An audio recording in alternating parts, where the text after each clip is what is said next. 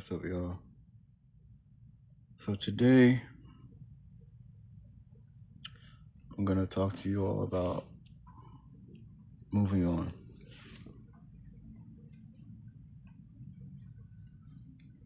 You want me to share this with you? If you say so, I will. January 26th.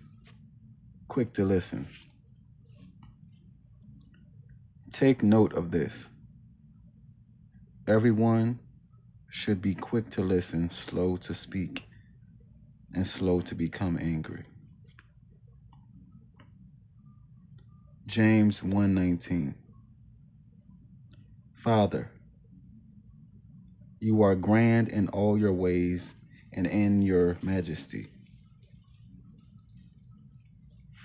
What am I before you? I hope to learn from the wisdom of your Holy Spirit. Help me to wait patiently before you and listen to what you have to say. Help me to listen to people's experiences and process things that I have not personally seen. Let my words be few before you and others, not eager to exalt my own experiences and thoughts as of first importance. Prepare me, God, to receive instruction that is in accordance with your word and the spirit in which is. Prepare me, God, to receive instruction that is in accordance to your word and the spirit in which it was given. May I also be slow to grow angry with others, but instead treat them as better than myself, not willing to disparage others easily without knowing more about their own plight. Fill me with your graciousness and patience as a sign of my belief in your promised judgment and restoration. What could be the consequence of being slow to listen, quick to speak, and quick to become angry? The consequence is danger. Because anytime you're quick to be emotional, the gift of thought, the gift of knowledge, the gift of insight goes by the wayside.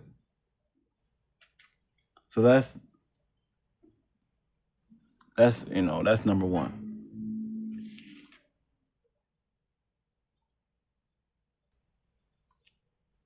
I'll read you this next one just because.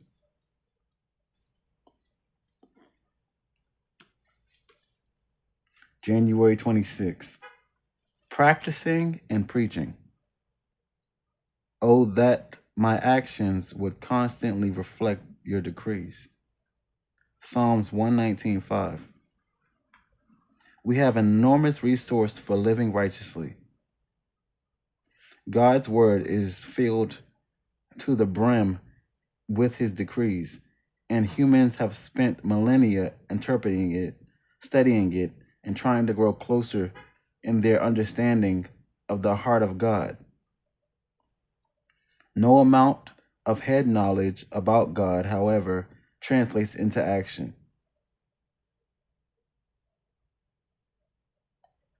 This is the plight of the psalmist as he cries out, "Oh, that my actions would constantly reflect your decrees." Basically saying that humans are fickle and we never can be trusted with. We can't be trusted with nothing. The psalmist is a man with a heart for being righteous. The 119th Psalm is the longest, and its theme is one of the devout The 119th Psalm is the longest, and its theme is one of devout obedience. This writer understands that his actions often fall to live up to what he professes and what God has decreed. Oh, my bad. It says the writer understands that his actions often fail to live up to what he professes and what God has decreed. Much of faith is process of God's weeding out hypocrisy in our lives that has much of faith is the process much of faith is a process of God weeding out hypocrisy in our lives that has snuck in through the years. What? Much of faith is a process of God weeding out hypocrisy in our lives that has stuck in through the years. God is a holy God, and he will not be satisfied with a man whose words contradict his actions.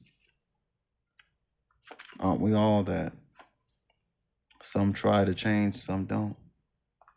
Dear God, dear God's son, search me and know me as I learn to know you. May you also know every part of me and make my actions constantly reflect your decrees. Basically saying that humans ain't shit because they continue to do wrong when we know right. Now here's the conversation of the day. So I was watching YouTube's, you know what I'm saying? I really can't do much because of this hip situation. And also God's telling me to chill out because I'm amped to work, and he's saying, chill, chill, chill. You're gonna work when I want you to work. Now I'll take a break. And I've been fasting. Or intermediate fasting. So I was watching these videos on YouTube, some spiritual videos, but mostly just the trash YouTube, or what the algorithm sends me, which is more trash. So I was, my curious mind kicked in, and I was watching these videos about how other ethnicities know that the melanated people are the true indigenous people. That's how my day started off at like 2:00. Dane Calloway, watching that, watching other videos of other people saying the same thing. And then I was watching this video about how basically how we perceive interracial connection differently. If it's black woman to white man versus white woman to black man, which is weird because the only interracial people care about is us, is the yin and yang interracial, is the us and them and us. Mind you, we got Asians, Hispanics, you know what I'm saying? Indians. It's like people only care about the duality of the black and the white. Anywho, my view has always been unorthodox, but it's not my time to really speak my piece in the future. So they was talking about how one lady, it was an Indian lady, she made a good point. I think she was Arab or something like that. I don't know what she was. But she was making a good point, and she was saying black is the only ethnicity that can kind of like jump ship because everyone wants to be amongst us. Other ethnicities, they can only jump ship to us. But it's not to say that they're basically she was saying it's not to say that other ethnicities are like desired by other people. So it's like they only can jump ship so far. We have the gift to kind of jump ship wherever we want. And I was thinking to myself, I said, maybe this is the curse that God put us through as a people. You know what I'm saying? Like maybe he did this so we could see that even without power, we have power. And if we don't know how to utilize it, what's the point of giving y'all power back? You know what I'm saying? We keep saying, oh, we own the world. We did this, we did that. And look at us now. We're so stubborn to change. We're so deep into the darkness that the white man done put us in. He done put us in the black plague spiritually. Like we're so deep into the bullshit. Maybe this is our sin. Maybe this is our curse. You know what I'm saying? Because I was watching a few videos after that, and black women were saying like, man, we need to give more appreciation to black men, and not just see him as a paycheck. You know what I'm saying? And see his character. And it's like, how many generations are we going to contradict ourselves? Like, are we with each other or are we not? You know what I'm saying? Because the masses will always dictate what history is. It don't mean that it's true. It just means that the masses have the power to orchestrate what we think is true. The minority, even though the minority might know the truth, if we don't have enough preaching power, speaking power, then our actions better do more. Get what I'm saying? So, and we all know this time around, God is not judging the men. Women have, y'all are so, it's like you could say it's the Western woman, but it's the woman in general. It's the archetype of woman. Something about woman that will not, she's innately unruly. She don't give a fuck. It's like even when she's wrong, she can't naturally admit it. If anything happens to us as a human race, it's because women won't admit their fault. We can change this. But we have to, just like the scripture said, we have to think. And not in an emotional way. We have to think and process what's really going on.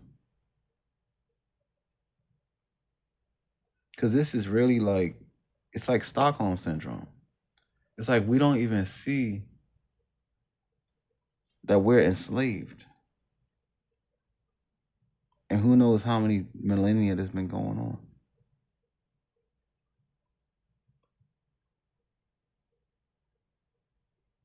Like I'm at a point now where I'm just tired. And they even physically tired. Like I can work for another 30 years. I'm tired of being stressed. Like, this is the dumbest generation we've ever had. And I'm just being honest because it's like I had to really contemplate, like, here's the worst part about my life. The stuff I'm saying now, I knew at 7 years old. It's like this. It's like, do we get back pay for being conspiracy theorists and really knowing the truth? It's like do you get back pay if a crime is committed and you like, I'm innocent, and they like, you guilty, and then years go by, they find out you innocent? Like, where's the retribution? Like, do I get my money back? I've been right about all the stuff that's going on now since I was 7 years old. And I can only say, I know I'm not God, but when he judges us, I'm not going to complain. I'm not going to talk back. I'm not going to argue. It's like everything that's happening, we deserve. Because the out to get out of this warped magic spell, it doesn't even take a lot. That's the worst part. Like, real slavery was 10 times, about 100, 1,000, 1,000,000 times worse than what we got going on now. The stupidity of what we are makes me sad. Not even as blacks, just as humankind. Because here's the thing. We're not trying to admit our sin. That's the difference from now and then. Even back in the day when they say that we was in the desert and we didn't want to comply. Humanity's been stubborn since the beginning. Since the apple. When we going to change? And you got to start small. Baby steps. That's why I don't have no children. Because it's like, if we can't even get this conversation going, then what are we here for? You got to ask yourself as a woman, regardless of ethnicity, how would I treat my man in the modern day? And then you got to ask yourself as a man, regardless of ethnicity, how would I treat my woman? And then ask yourself, if I could pick a woman, genuinely, would I want to do right in the most righteous way? And vice versa. Because here's the thing, God will give many of us relationships, right? We take them for granted, right? And then get mad when we single. Talking about, I just want to mate, I can't do this no more. But I thought you had one. You ain't even learn nothing. Everything in life is a learning lesson. When I was in a relationship, I enjoyed it and I appreciated it. Was it a waste of time? Not necessarily. Was it a waste of a relationship? Not necessarily. Was she a learning lesson? Yes. Because I know even when I was dating her, I knew, I'm like, this shit is stupid. But she wasn't a bad person. She was just slow. You get what I'm saying? Everything in my life I always understood this is a learning lesson. Because there's some extra stuff in the future. Like, it's like being in elementary school. I know this is a second grade. I know that there's more. I'm not gonna, if I don't do good in second grade, I'm not mad. It's second grade. It's pointless.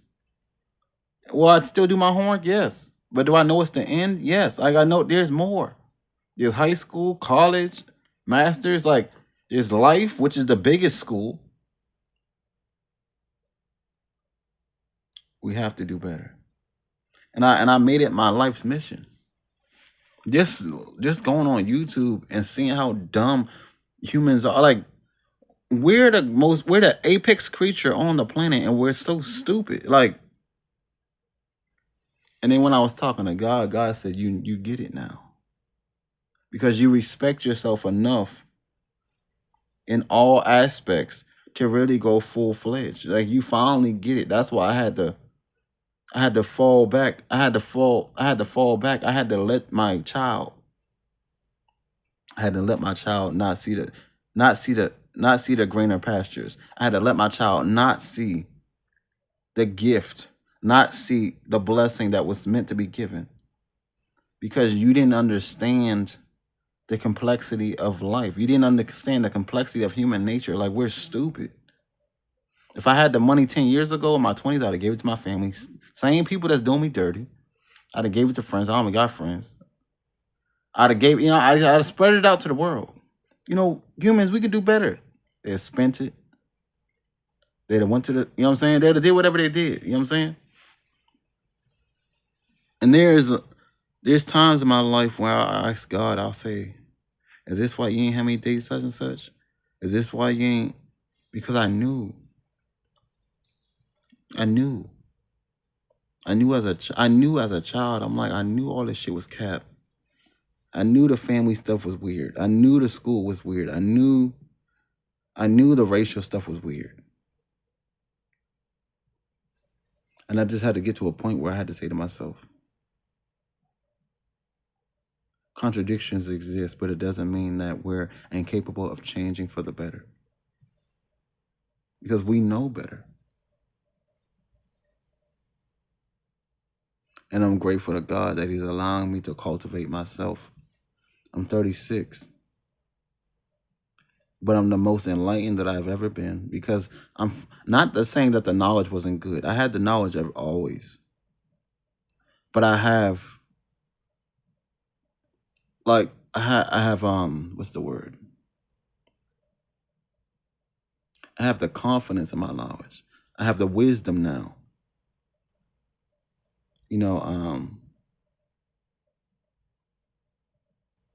I've built a certain amount of growth within myself. You know what I'm saying? Like, what's the point of having money if you're not truly mature for it? What's the point of having a woman if you're not mature for it? What's the point of having friends if you're not mature for it? What's the point of having a family if you're not, if you're not mature for it? We need maturity. It's a part of human nature. If we just age without maturity, we're done. That's what this generation basically is. It's unaged. It's aged individuals that lack maturity. That's what this is. And I say to myself, well, what are you gonna do? You just gonna be broke your whole life, paycheck to paycheck, if that's what it takes? Yes. Because I know there's a stronger calling with God. God is the ultimate employer, the ultimate love, the ultimate intimacy, the ultimate affection, the ultimate family, the ultimate shelter. You get what I'm saying? But you gotta go through the darkness to understand what that even means. That's why no one wants to actually do this whole spiritual thing. When people really understand, and people, that's the thing, people know being spiritual is like saying, do you want to go to war? You want to die? People know what this people know. They know what this entails. Everyone on the planet knows what a spiritual life entails. That's why no one does it.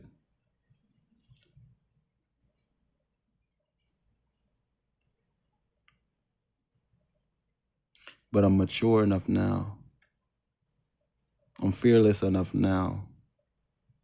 I'm devoted enough now.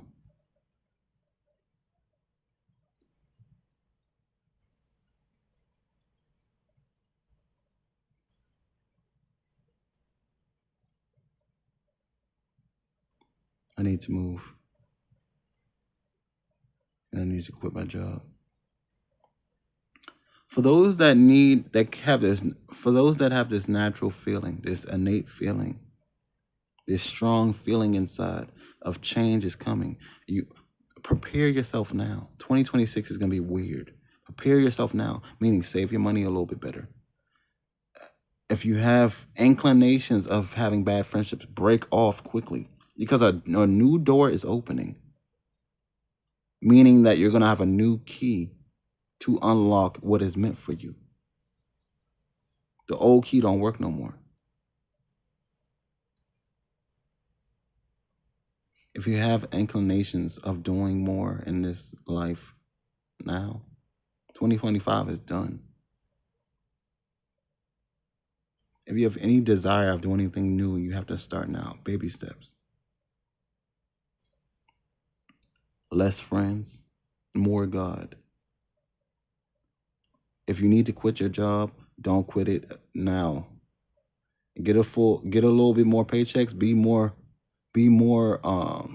strategic with how you moving.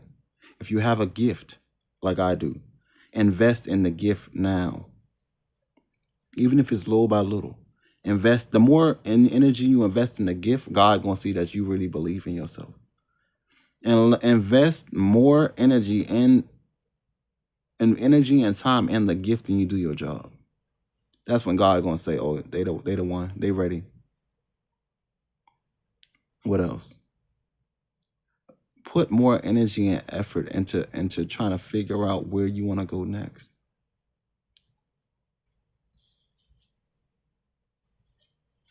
Part of me think I want to go to Hawaii, but like for a long time, somewhere where the water is at, where I can cleanse my spirit from all this madness. Atlanta creepy. Atlanta real creepy, and it ain't even the homosexuals. That's a part of it, but it's bigger than that. Like Atlanta got a whole slave spirit on it. Atlanta got a whole slave spirit on it. That's why they act trapped in time. These people act trapped in time.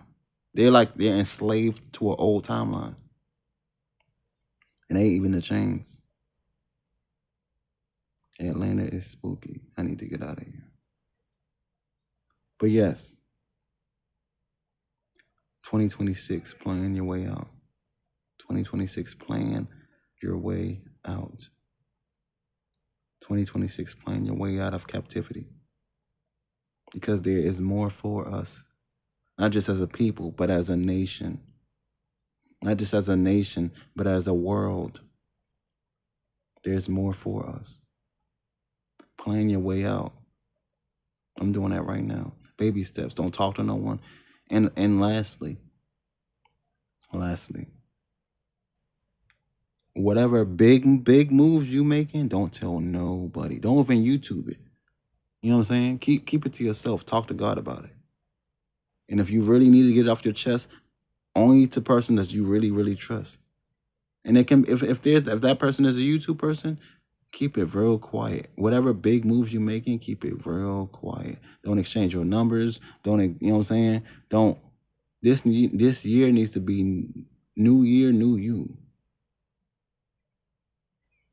2026 is the year to establish your freedom. Whatever that means to you. 2026 is the year you need to establish your freedom, because before the blessing comes your way, you don't want to be acting all anxious. Establish your freedom in your mind, in your heart, and in your soul. 2026, establish your freedom. Mentally, establish your vision and establish your freedom and walk towards it. That's all you need to do. And keep God first. He's going to lead you always.